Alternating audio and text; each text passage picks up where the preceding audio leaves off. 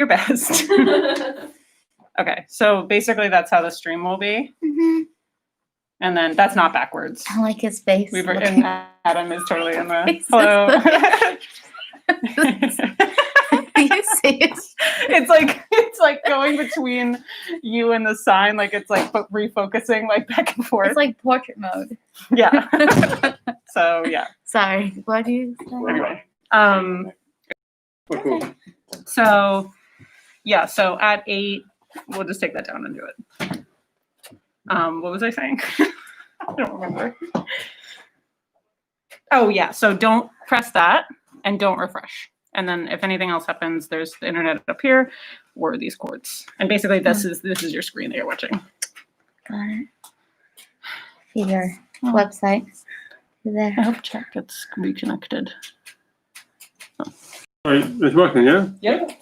We're something's happening. So just wait. And now we wait. No, too bad.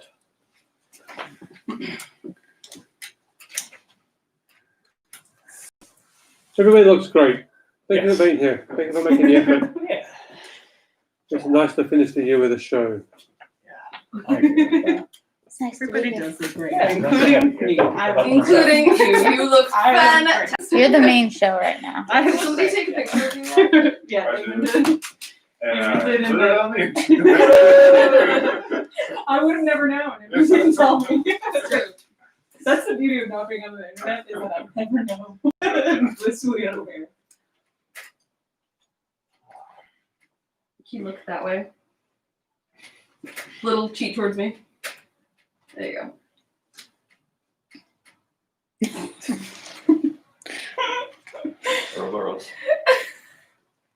I feel like the hat almost makes it too Abraham Lincoln, so it's like not even worth it. Does it? We can see it. I'll definitely put it on, and I'll definitely try it. But let me. What do you guys all? Is more? I think I it's need more very than one period. opinion. Great. That's what we're going for. So just We a look more quick, like Scrooge. just a quick note. So just remember once we start, don't make any noise unless you're talking because it carries and mic picks everything. Oh yeah, the mic fixes. Yeah, So- do not giggle. Yeah, so once we're rolling, we're rolling. What about when I'm putting my dress on? Do this quiet as It's possible. part of the whole. That's not outside of Is that what I'm It's making really. fun? All I'm saying. You feel like struggle to just put the I whole knew this dress on. You're just silently struggling with the whole first scene. Yeah, there's gonna be an entertaining costume for this. Yep. I'm set up. Especially because I I'm definitely ready. definitely know when I have to put it on. While holding. We're all scripts. well studied in the script. Well, Yes. Cool. No.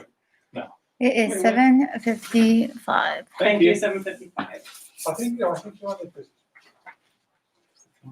Part of the very fun that you added me on for. Yeah, the businessman is in all three settings. Yeah, I'm the businessman. Yeah. If there are any honest. No, sorry, I'm is a businessman. But the thing is, there's multiple businesses. No, it's the same person. It's the same guy. Okay, Cool, that's so good. that's always me. It's always you. For a minute I couldn't. The businessman in the start, it becomes the guy in the plane Right. who tells him to ball his feet. Yeah. Yeah. I'm the SWAT leader. There. You're Oh the yeah, SWAT because leader. there's a businessman in. Wait, is there a businessman in both Scrooge and Die Hard? Yeah. Yep. That was the one character which made it from both scripts, which was actually We're the same businessman, the Charles Dickens. yeah. Yeah. He's actually based on that businessman from Charles Dickens. Yeah. Does anyone have any other questions? The connection is unstable. Always question to ask. Oh, okay, so we can't Hold do on, let's another. take a look. Well, You know, it would actually be good if we could. Everybody have- shut off their phones. That's one thing. Mine is on. Oh yeah, can everyone shut off Put them their? in airplane Shut mode. off the internet or put them on. Yeah, put them in airplane mode. Because that's why, because it messes with the. I mean, internet's always going to be unstable at some point. It's just where we are. So Now, did it go away, or is it? It was like that, and then. Looks like it's So it still doesn't going. say it's unstable now. Yeah, it looks like it's still going. Does anyone want to? Do we want to run outside and just see if we can connect to it? And Sure, if just somebody test it? wants to do it, but I can't. 'cause my Wait, phone- so what do you want me to do? Maybe okay. So run go to the front door and then click the link. I'll send you the link right now, and just see if you can see what it looks like for someone to be looking at it. Should I just go now? Yeah, go now and I'll text you the link. Not knock over anything. Just- We've got 3 minutes to do. Okay, I'll be back in Cool. 1 minute. Thank you. I gotta turn it back on. You ready? Yeah, I think it's just gonna say that. That's fine. Like the last 2 times we did this, it would go in and out of stable and unstable. Yeah, I did a Zoom call from here for rehearsal the other day for an hour, and it's unstable. It works, but it never. That's fine. What we ran into at West Park was most certainly that we just used all their high. That was a completely different issue.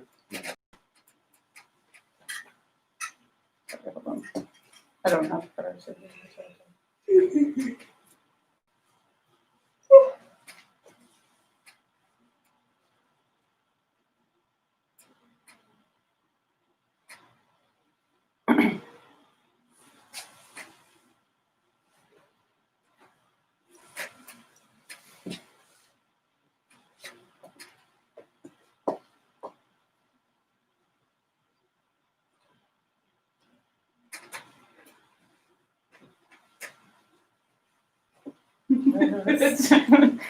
Jamming.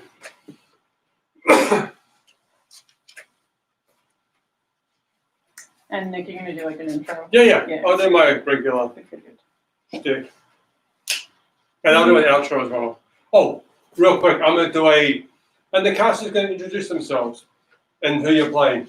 We'll go Sara, Eamon, Xandra, Adam. Mm-hmm. Okay, I'm not gonna throw two, but that will just that will be the order. Do you want Friendo in there?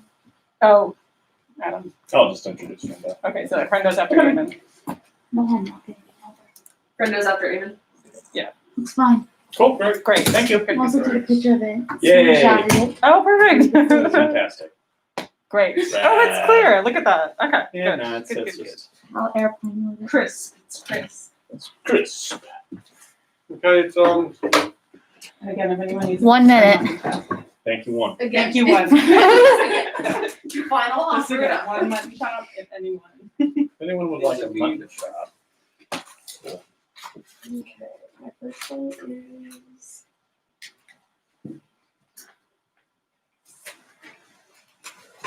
Oh.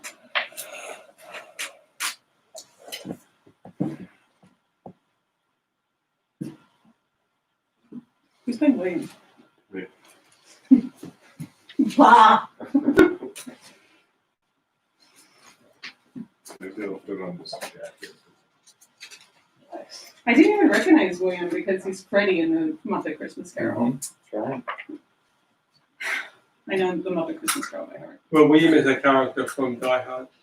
Oh, you changed. Oh, okay. I see. But actually, in the script, in the movie, the guy was called Argyle, but in the shooting script, it was William. And the guy who drives the limo is called Argyle in Movie. the movie. Wow. So they must have changed it. Interesting. Today we make it right. It's 8 o'clock. Are you guys ready? Let's give it like 2 Okay. minutes, just 2 minutes. Hey, those folks coming right up. When we're ready, move Love you move Christmas. aside. Great. You make the call. Okay. How do you want me to move the top? We'll just get it. Okay. Smack. Get into it. It's 50. Backward here.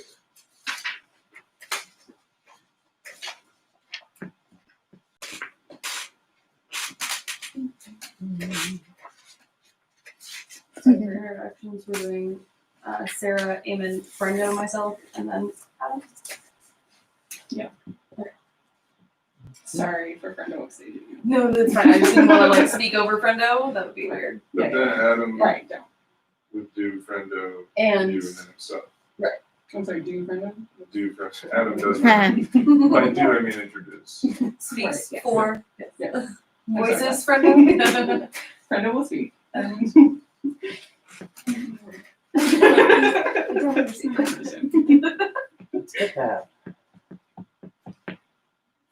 Just remember, guys, you're wearing masks. So good job. Yes. Oh yeah. Yeah, Brian assumes Remember that they told me I to was humble. enunciate.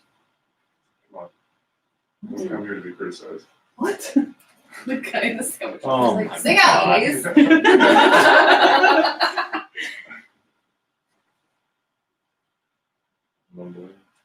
I said extra ham. How did you? I want all the ham. Did I stutter? I said all of your ham. Did I stutter? Good sir, please give me all your ham. He's like, sir, I said I cannot understand. What time is it? Oh, two.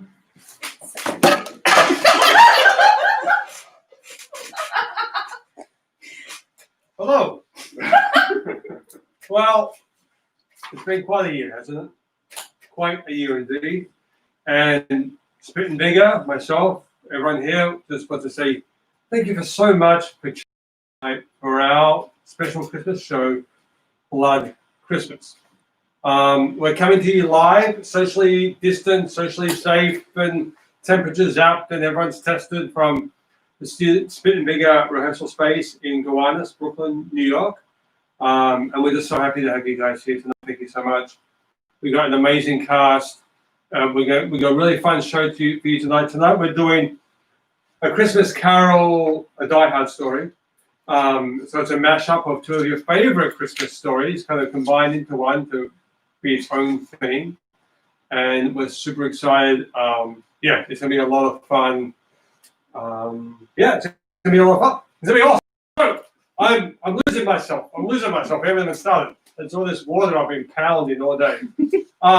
So first things first, to give me a break, let me gather my thoughts. We're going to go around, the cast is going to introduce themselves, say who they're playing tonight, and then we'll come back to me and I'll go in a bit more. Okay. Cool. Hello, my name is Sara Fellini, and I will be playing Scrooge McClane, and I have never once seen the movie Die Hard. Hi, I'm Eamon Murphy. I'm playing William, businessman, First, Spirit, Ellis, Hines, Robinson, and that's it. And I've seen all the Die Hards except maybe the last one.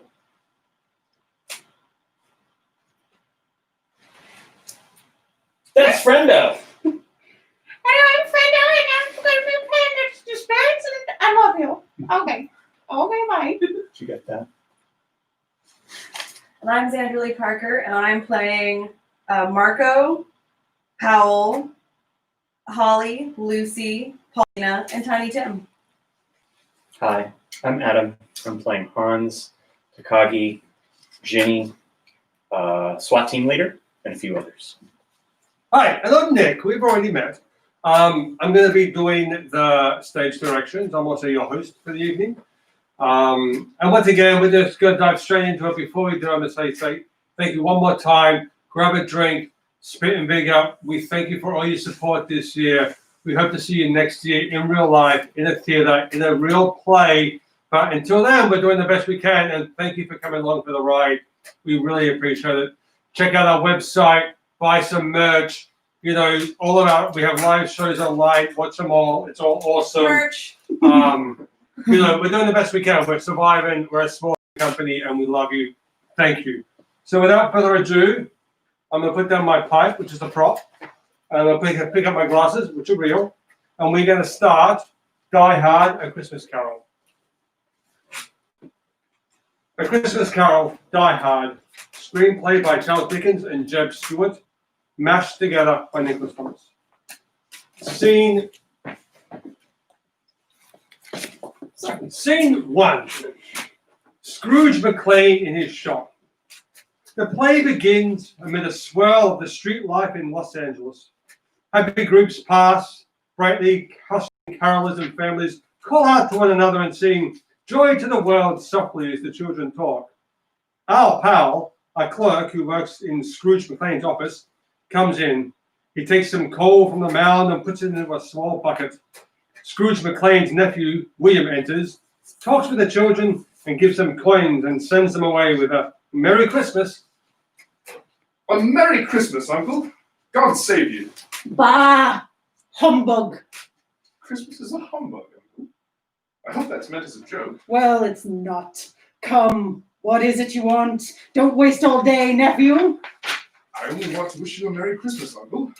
Don't be cross. What else can I be when I live in a world of fools as this? Merry Christmas! Out with Merry Christmas! What's Christmas to you but a time for paying bills without money? A time for finding yourself a year older, but not an hour richer. If I could work my will, every idiot who goes about with a Merry Christmas on his lips should be boiled with his own pudding and buried with a stake of holly through his heart. Uncle! Nephew, keep Christmas in your own way, and let me keep it in mine. But you don't keep it. Then leave it alone then. Much good it may do. Much good it has ever done you. There are many things from which I might have found enjoyment, by which I have not profited, I dare say. Christmas among the rest. And though it has never put a scrap of gold in my pocket, I believe it has done me good and will do me good, and I say God bless you. Bah! Don't be angry, Uncle. Come, dine with us tomorrow. I'll dine alone. Thank you. But why? Why? Why did you get married? Why, because I fell in love with a wonderful girl. And I fell in love with being alone. Good afternoon. Nay, Uncle, but you never came to see me before I was married. Why give it as a reason for not coming now? Good afternoon. I'm sorry with all my heart to find you determined. But I've made the attempt to honor Christmas, and I'll keep good that spirit to the last. So a Merry Christmas, Uncle, Good afternoon. and a Happy New Year. Good afternoon. William hesitates as if to say something. He sees that Scrooge McLean has got a weapon down. He sees that Scrooge McLean has gone to get a book down from the shelf, and he starts to leave. As he leaves, the doorbell rings. Bells. Is it necessary to always have bells? The businessman enters, causing the doorbell to ring again. Powell! Yes, sir. The bell, fool! See to it! Yes, sir. He goes to the entrance. Merry Christmas. Wolves howling and a Merry Christmas. It's for you, sir. Of course, it's for me. You're not receiving callers, are you? Show them in. Right this way, sir. The businessman approaches Scrooge McLean. Yes, yes. Scrooge McLean and Hans's, I believe. I've had the pleasure of addressing Mr. Scrooge McLean or Mr. Hans. Hans is dead. 7 years tonight. What is it you want? I have no doubt that his kindness is well represented by his surviving partner. Here, sir, my card. He hands Scrooge McLean his business card. Kindness, no doubt of it. All right, I can read. What is it you want? He returns to his work. At this festive season of the year, It's winter and cold. He continues his work and ignores the businessman. yes, it is. And the more reason for my visit. At this time of the year, it is more than usually desirable to make some slight provision for the poor and penniless who suffer greatly from the cold. Many thousands are in want of common necessities. Hundreds of thousands are in want of common comforts, sir. Oh, are there no debtors' prisons? Many, sir. And the workhouse, is it still in operation? It is still. I wish I could say it was not. The poor law is still in full strength then? Yes, sir. Oh, I'm glad to hear it. From what you said, I was afraid someone had stopped its operation. Under the impression that they barely provide Christian cheer of mind or body to many people, a few of us are hoping to raise funds to buy the poor some meat and drink and means of warmth. We chose this time because it is the time of all others when want is strongly felt and abundance rejoices. May I put you down for something, sir? Nothing. You wish to be anonymous? To be left alone. Since you ask me what I wish, sir, that is my answer. I don't make merry myself at Christmas, and I can't afford to make lazy people merry. I help support the establishments I have mentioned. They cost me enough, and those who are poorly off must go there. Many can't go there, and many would rather die. If they would rather die, they'd better do it and decrease the surplus population. That is not my affair. My business is. It occupies me constantly. He talks both to the businessman and himself while he thumbs through his book. Ask a man to give up life and means, fine thing. What is it I want to know? Charity? Damned charity! His nose deep in his books, he vaguely hears the dinner bell being rung in the workhouse. He looks up as if he's heard it before, but focuses on the actual scene. The dispatcher of the poorhouse stands in a pool of light at the far left, slowly ringing a bell. Dinner. All right. Line up. The poorly clad, dirty residents of the poorhouse line up and file by to get their evening dish of gruel, wordlessly accepting it and going back to eat listlessly in the gloom. Scrooge McLean returns to his business as his office. The session continues for a moment, then the image of the poorhouse is hidden by darkness. The dejected businessman exits. Latch the door, Powell. Firmly, firmly. Draft as cold as Christmas blowing in here. Charity. Suddenly carolers appear on the platform, and a few phrases from their carol, "Angels were heard on high," are heard. Scrooge McLean looks up. Powell! As soon as Scrooge McLean shouts, the carolers vanish, and Powell begins to close up the shop. Powell! Yes, Well, to work then. it's evening, sir. Is it? Christmas evening, sir. Oh, you want all day off tomorrow, I suppose. If it's quite convenient, sir. It's not convenient, and it's not fair. If I was to deduct half a crown from your salary for it, you'd not think yourself ill-used, wouldn't you? Still, you expect me to pay a day's wage for a day of no work. It's only once a year, sir. Be here all the earlier next morning. I will, sir. Then off. Off! Yes, sir. And Merry Christmas, sir. Bah! As soon as Powell opens the door, the sounds of the street begin. Very bright and loud. Powell is caught up in the swell of people hurrying down the street. Children pull him along in a top of ice sled, and he runs and slides down it, disappearing in the darkness as the stage is suddenly left almost empty. Scrooge McLean goes around the room, blowing out the candles, talking to himself. Christmas Eve. Carolers. Bah! There. Another day. He opens his door and peers out. Black. Very black. Now where are they? The children are heard singing carols for a moment. Begging pennies for their songs, are they? Oh, boy. Scene 2. Scrooge McLean goes home. Hold it quiet. There. Off now. That's it. Hi. Black as pitch. The house of John Scrooge McLean. Yes.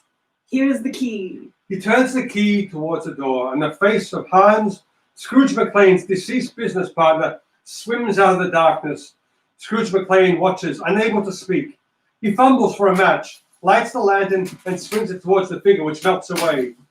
Scrooge McLean fits the key into the lock and turns it as the door suddenly is opened from the inside by the porter, Marco. Scrooge McLean is startled and then recovers. Marco. Yes, sir. Hurry, hurry. The door. Close it. Did you knock, sir? Knock. What's the matter? Here, light me up the stairs. Yes, sir. He leads Scrooge McLean up the stairs. They pass Pauline on the way. Scrooge McLean brushes by her, stops, looks back, and then leans towards him. Something to warm you, sir. Or What? No. No. Nothing. Merry Christmas, sir. Paulina waits for her Christmas coin. Scrooge McLean ignores the request and Paulina disappears. Mumbling, Scrooge McLean follows Marco.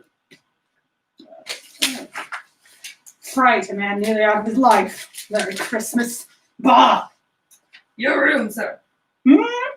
Oh, yes. Yes, and good night. Marco extends his hand for his coin. Merry Christmas, sir. Yes. Yes. He sees the outstretched hand. He knows what Marco wants and he is infuriated. Out! Out! He closes the door after Marco, turns towards his chamber, and discovers Hines, the man hired to do the cleaning, directly behind him. Warm your bed for you, sir. What? Out! Out! Aye, sir. He starts for the door. Hans' voice is heard mumbling something unintelligibly. Oh, what's that? Me, sir? Nothing, sir. Oh, then good night. Good night. He exits, and Scrooge McLean pantomimes shutting the door behind him. The voice of Hans over an offstage microphone whispers and reverberates, Merry Christmas, Scrooge. Scrooge McLean. Silence. Scrooge McLean hears the voice but cannot account for it. He climbs up to a window and looks out. The cathedral choir sings, "O come, all ye faithful," and that's heard in the distance. Scrooge McLean listens for a moment, shuts the window, and prepares for bed. As soon as he shuts the sound of the room, a figure appears. They seem to be coming down the main aisle of the church, bearing gifts of the living nursery. The orchestra plays, "O come, all ye faithful," as the procession files out. Scrooge McLean, ready for bed, warms himself by a heap of coals. As he pulls his nightcap from a chair, a small handbell tumbles onto the floor. Startled, he picks it up and rings it for reassurance. An echo answers, "Scrooge McLean," escapes from his bed, and the bell grows to a din, incoherent as if in a dream. Then suddenly falls silent. Scrooge McLean sits up in bed, listens, hears the change of Hans coming down the stairs. Scrooge McLean reaches for the bell to pull out to summon Marco. The bell responds with a gong, and Hans appears. He and Scrooge McLean face each other. Oh! What do you want with me? Much. Who are you? Ask who I was. Who were you? In life, I was your partner, Hans. He's dead. 7 years this night, John Scrooge McLean. Why do you come here? I must. It is commanded by me. I must wander the world, see what I can no longer share, what I would not share when I walked where you do. You must go with us. The chain, look at it, John. Study it. Locks and vaults and golden coins. I forged it, each link, each day when I sat in these chairs, commanded these rooms. Greed, John Scrooge McLean. Wealth, feel them, know them. Yours was as heavy as this I wore 7 years ago, and you have labored to build it since. If you're here to lecture, I have no time for it. It is late. The night is cold. I want comfort now. I have none to give. I know not how you see me this night. I did not ask it. I have sat invisible beside you many and many a day. I am commanded to bring you a chance, John. Heed it. Quickly, then, quickly. You will be haunted by 3 spirits. Is that the chance? Mark it. I do not choose to. Then you will walk where I do, burdened by your riches, your greed. Spirits mean nothing to me. Expect the first tomorrow when the bell tolls 1, the second the next night at the same hour, the third upon the next when the last stroke of 12 has ended. Look to see me no more. I must wander. Look that, for your own sake, you remember what has passed between us. Hans! Don't leave me! Hans! Hans! Goodbye, John. At Hans' last words, the funeral procession begins to move across the stage. A boy walks in front, a priest follows, swinging a censer, sounds of mourning, and the suggestion of a church music are heard. Scrooge McLean calls out, "Hans, don't leave me!" Hans, don't leave me! As if talking in the midst of a bad dream. Scrooge McLean pulls shut the bed curtains. The bell sounds as they're picked up. The clock begins to chime, ringing the hours. Scrooge McLean sits up in bed and begins to count the chimes. 8, 9, 10, 11. It can't be. 12. Midnight. No, not 12. It can't be. I haven't slept the whole day through. 12. Yes, 12 noon. He hurries to the window and looks out. Black. 12 midnight.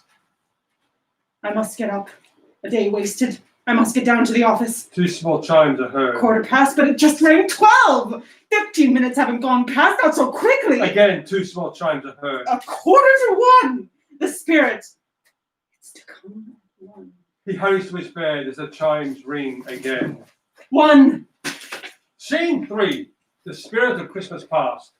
The hour is struck by the large street clock, and the first spirit appears. It is a figure dressed to look like a little girl's doll.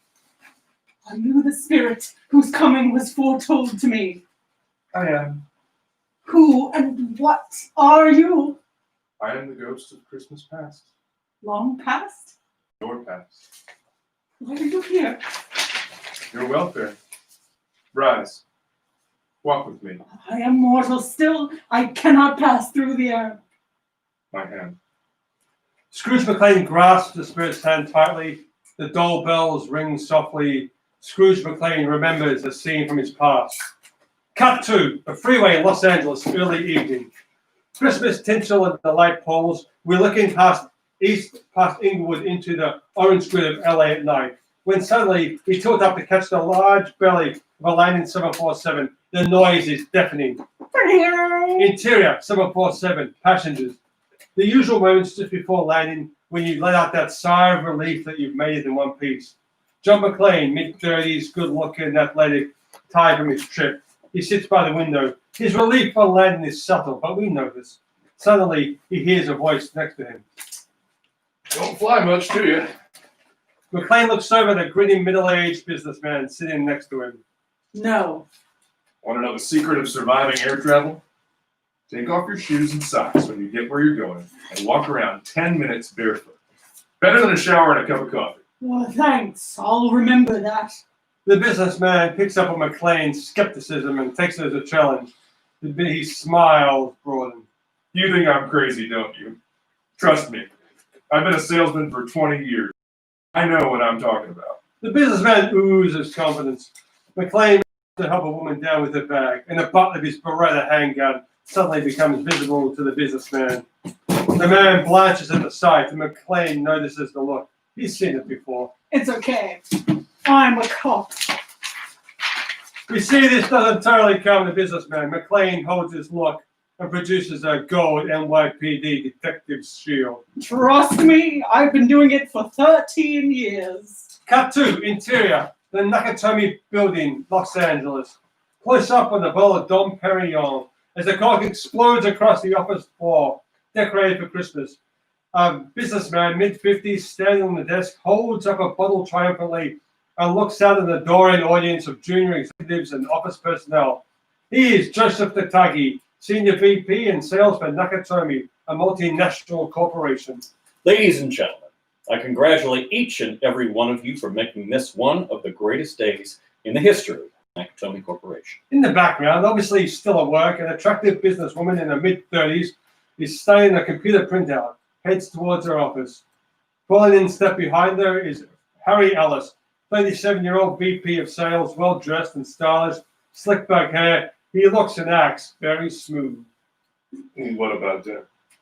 Do you ever look at a calendar, Harry? Christmas Eve, Santa, arriving, family, those things ring a bell?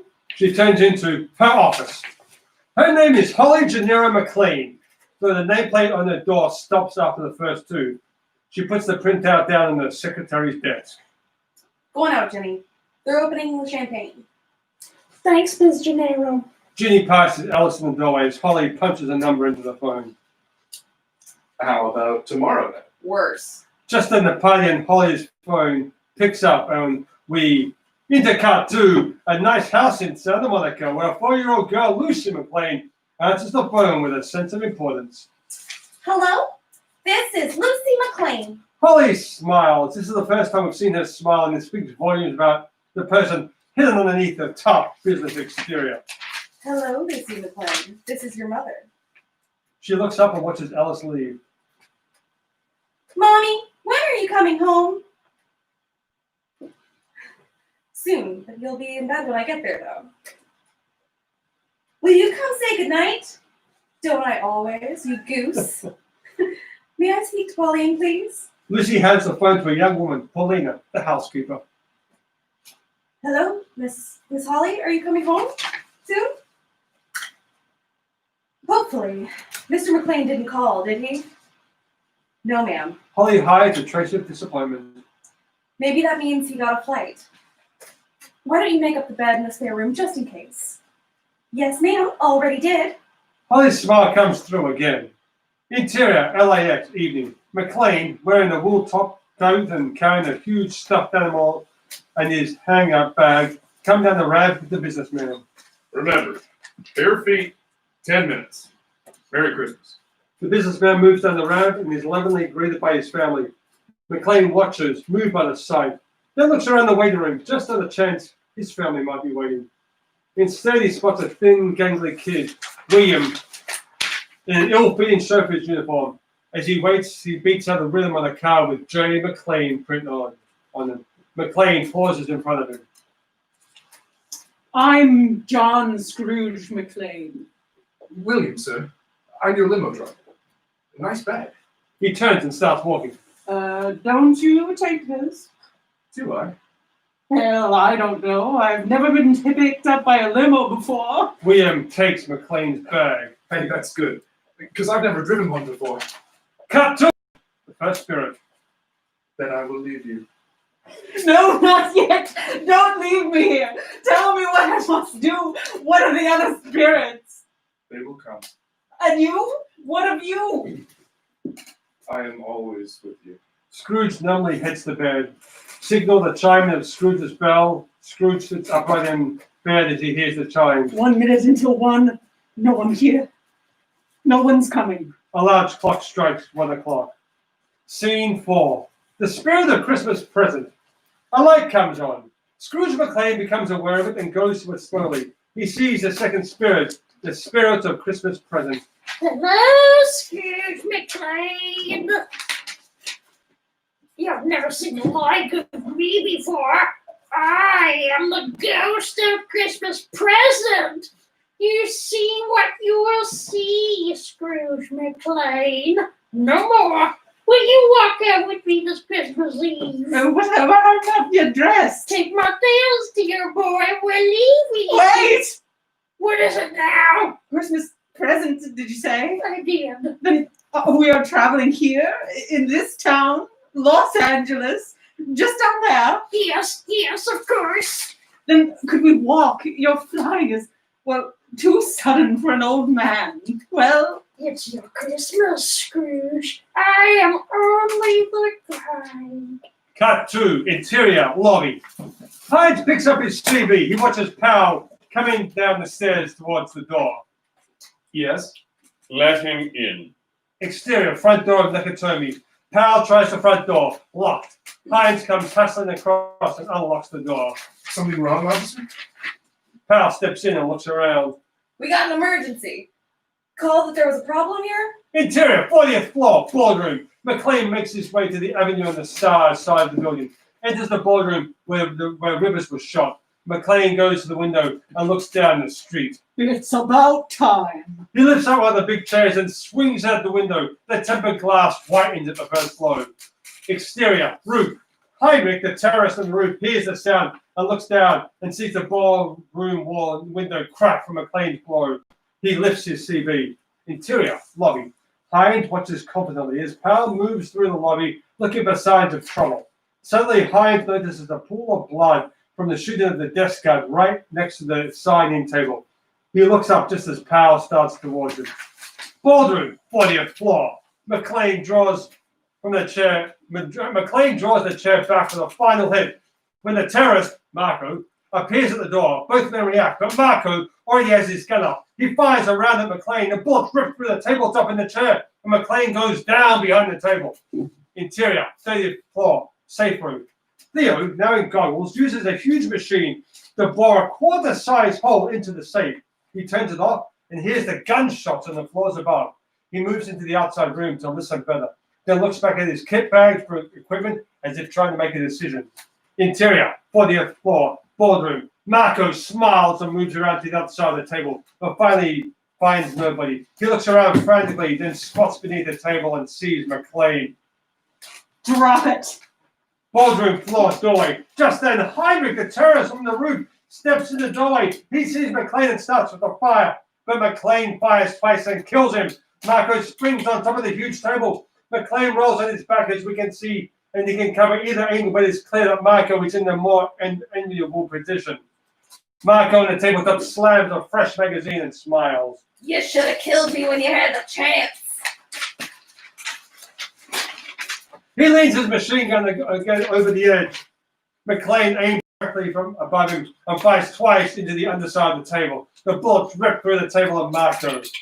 Safe room. Theo on the sound of the gunshot. He stops. He listens. Interior, lobby. Powell comes back to Hines. moves steadily around the table in a pool of blood. He pauses next to the table, his shoe just touching the blood, but he doesn't see it. What exactly are you looking for? Well, we got a report of a terrorist takeover. Ain't no Arabs around here. No, I guess not. Well, I got a pregnant wife at home wondering what the hell's keeping her Twinkies. Forget it. Merry Christmas. Merry Christmas. Powell starts towards the door. Hines watches him and sees the cop. First 3 steps leaves Leigh footprints, but Powell doesn't see. Interior, 40th floor, boardroom. McLean rolls out from under the table and goes to the window. He looks down in time to see Powell close the car door.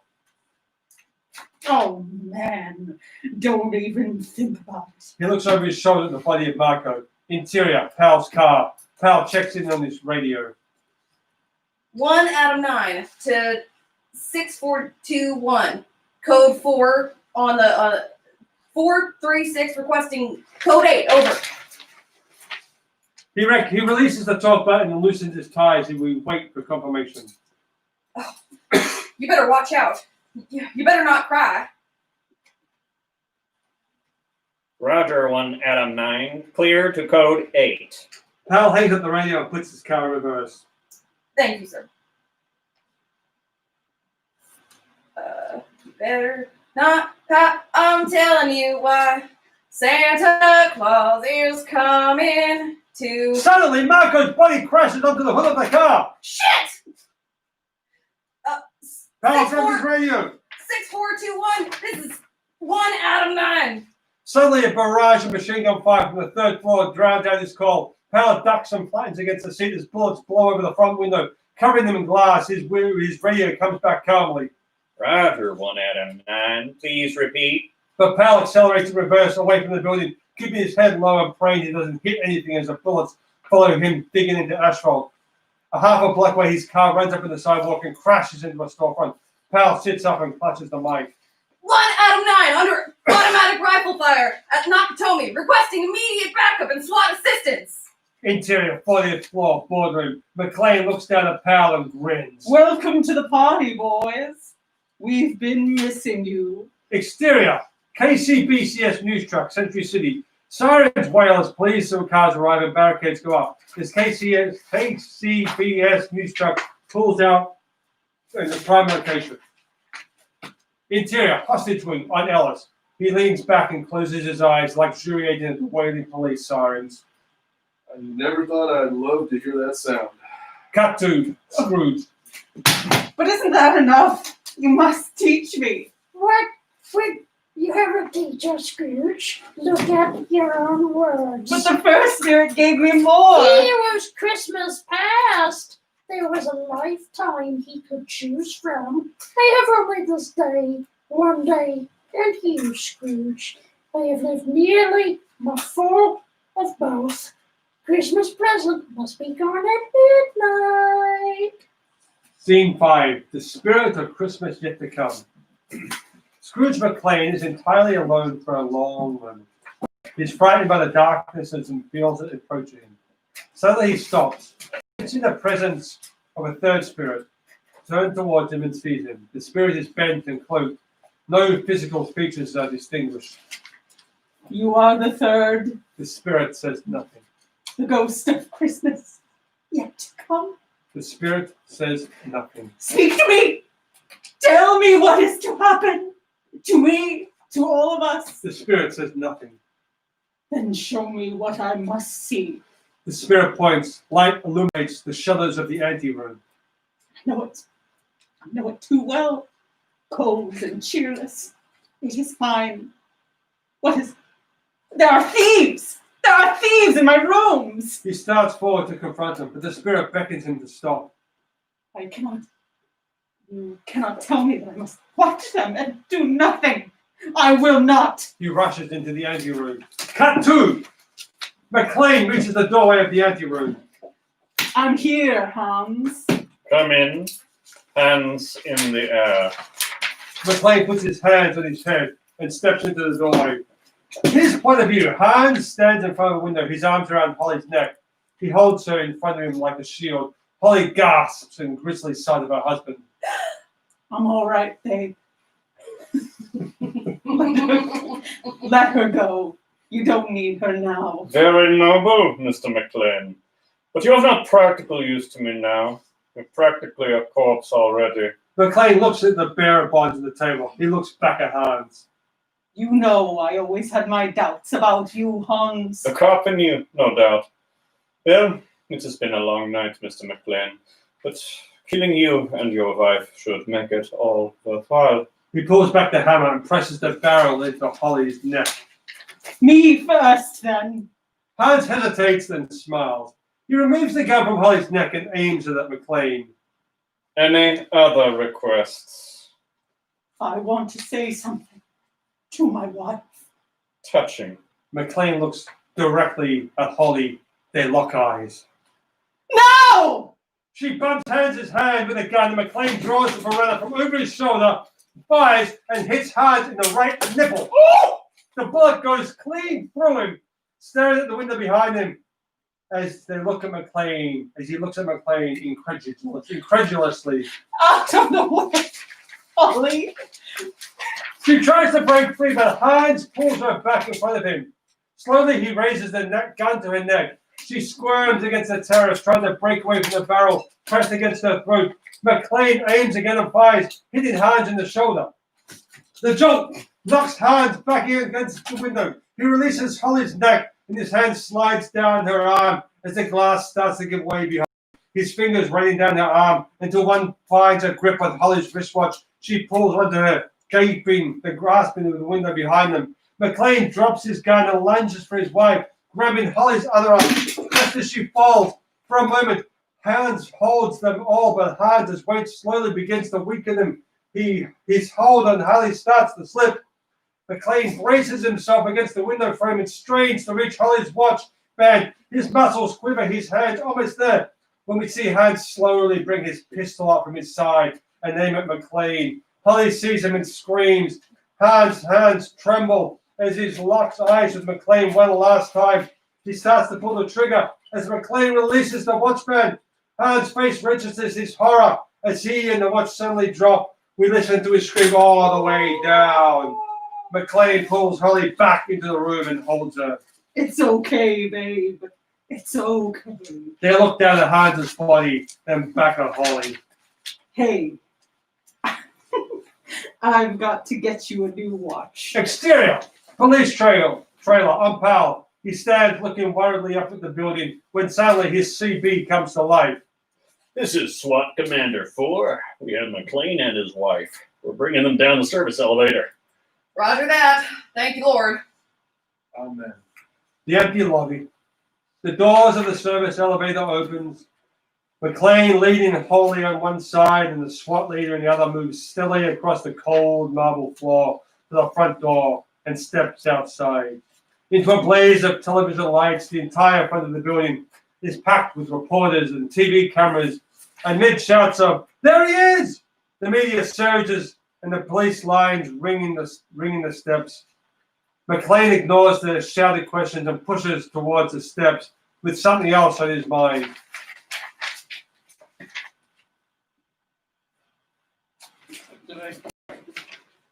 Al? Ow! First, there's no answer. Then we see Powell moving through the press, his hand on the butt of his .38. McLean stops at the base of the steps and stares at him and then offers the cop his hand. You know, it's going to be hard to go back to that desk. No lie. You okay? She nods weakly. Just then, Robinson moves towards them through the group. We're gonna have to ask you some questions, McLean. The damage to that building. Mr. Ellis is shooting. To be real honest. Shut up, Dwayne. Before Robinson can protest, a scream causes McLean to turn his point of view. There in the doorway is Carl, easily as crusted as in dirt and blood as McLean. He holds an M5 machine gun. Exterior, Nakatomi front steps. As the press panic tries to escape, Carl locks eyes with McLean and levels his gun. McLean throws Holly to the ground and grabs Robinson's sidearm. He just doesn't get off a shot. A lone gunshot stops Carl, knocking him back through the doorway. McLean looks back to see Powell. He's still sighting down the barrel of his 38. His hands rock steady. He sees McLean's look. I owe you one. They smile, and McLean leans on Holly as William's battered black limo backs up to them. The windows roll down, and inside we see William and the stuffed animal. My friend here thinks you better get in if you want to make it home before New Year's. He died He steps back, and the scene disappears as he moves away from the spirit. because he would not. No, you cannot tell me that he has died, for that Christmas has not come. I will not let it come. I will be there. It was me. Yes, yes, and I knew it, and I couldn't look. I won't be able to help. I won't. Spirit, hear me. I am not the man I was.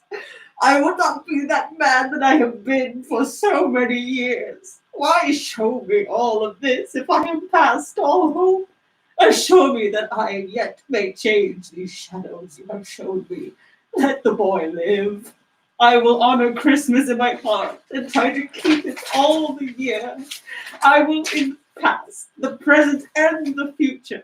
The spirits of all three shall strive within me. I will not shut out the lessons that they teach. Oh, tell me that I am not too late. Blackout. When the lights come back up, McLean is in bed. The third spirit has disappeared. McLean awakens and looks around the room. They are mine and they are real. They are not sold. They are here. I am here. The shadows to come may be dispelled. They will be. I know they will be. He dresses himself hurriedly.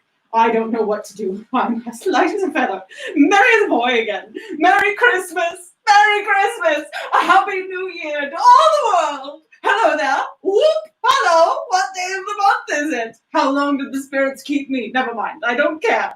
He opens the window and calls out to Takagi in the streets below. Oh, what's today? Eh? What's the day, my fine fellow? Today? Why, Christmas Day. It's Christmas Day. I haven't missed it. The spirits have done it all in one night. They can do anything they like. Of course they can. Of course they can save Tim. Hello, my fine fellow. Hello. Do you know the polluter's 16? Do you know the poulterers in the next street at the corner? I should hope I do. An intelligent boy, a remarkable boy. Do you know whether they've sold the prize turkey that was hanging up there? Not the little prize, the big one. What, the one as big as me? What a delightful boy. Yes, my bucko. It's hanging there now. It is.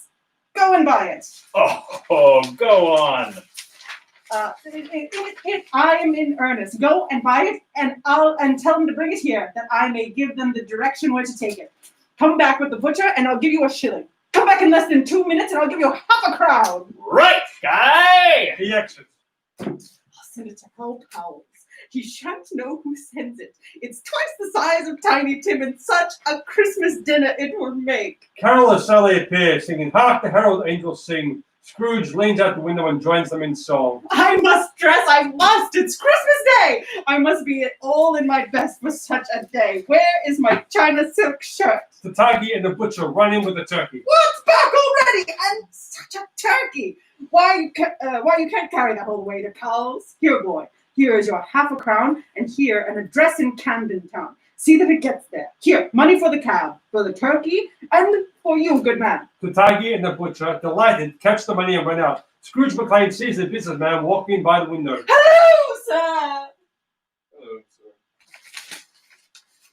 My dear sir, how do you do? I hope you succeeded yesterday. It was very kind of you to stop by to see me. Mr. Scrooge McLean. Yes, that is my name, and I fear it may not be pleasant to you. Allow me to ask your pardon, and will you have the goodness to add this Throw him his purse. to your good work? Lord bless me. My dear Mr. Scrooge McLean, are you serious? If you please, not a penny less. A great many back payments are included in it, I assure you. Will you do me that favor? Dear sir, I don't know what I can say to such generosity. Say nothing! Accept it. Come and see me. Will you come and see me? I will. Thank you. I am much obliged to you. I thank you 50 times. God bless you, and Merry Christmas. Merry Christmas to you, sir. Scrooge McLean runs down the stairs out of the house and onto the street. Now, which is the way to that nephew's house? Lucy! Lucy! Yes, sir. Can you find me a car, miss? I can, sir. Alice appears. Can you show me the way to this? Can you show me the way to this home? I can, sir. Good man! Come up, Lucy! They mount to the top of the taxi. Would you be an old man's guide to a Christmas dinner? I would, sir, and God bless you. Yes! God bless us, everyone! Raising his voice almost in song. Driver to Christmas! They exit, all three singing Joy to the World. Blackout. The lights come up in the finale of William's house. The pals are there with Tiny Tim. They all stop moving and talk, and they see Scrooge McLean standing at the center, embarrassed and humble. Well, I'm very glad to be here at my nephew's house. He starts to cry. Merry Christmas. Merry Christmas. Merry Christmas. They sing Deck the Halls, greeting one another and exchanging gifts. Scrooge McLean puts Tiny Tim's on his shoulders. God bless us, everyone. Yes, indeed. And yippee-ki-yay, motherfuckers. The end. Guys, a round of applause for our amazing cast. Everyone. That was fantastic. That was something. That was a Christmas Carol I had all mashed together. I said it before, we're spit&vigor. Thank you for joining us for our special Blood Christmas holiday show. Thank you for supporting us all year. Come back and see us next year, hopefully in a real space with real theaters and real actors and stuff. It's going to be amazing. Have a happy Christmas. Stay safe. Wear a mask. Be distant. We love you. Thank you so much. Good night. Good Good night, y'all. Merry Christmas. Merry Christmas. Now we can end the stream. Goodbye. Yay!